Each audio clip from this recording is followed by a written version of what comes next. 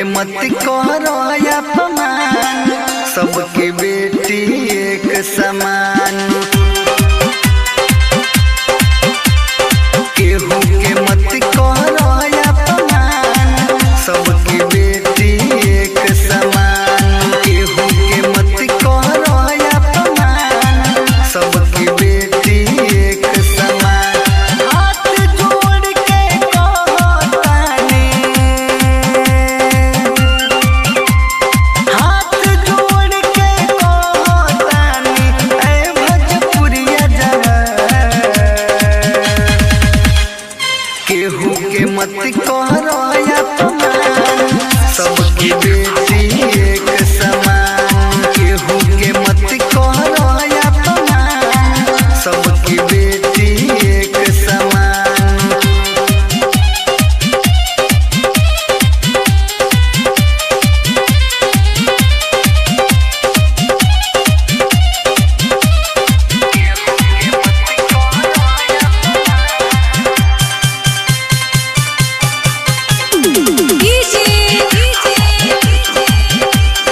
दीपक राज डुमरी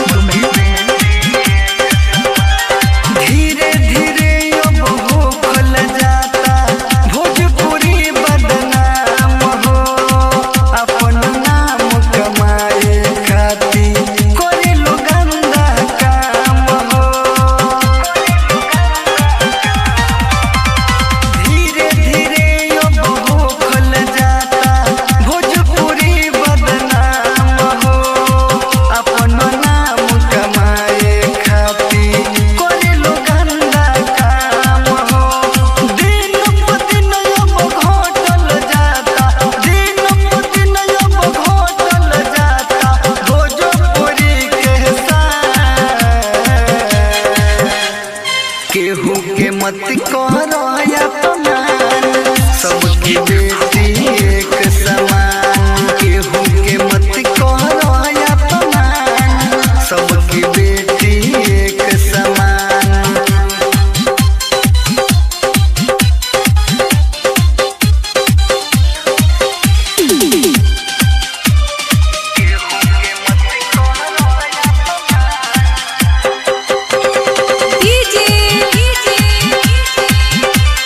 दीपक राज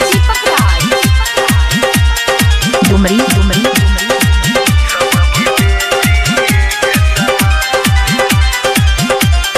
अब से भाई बंद करलो फुहर पातर गावल।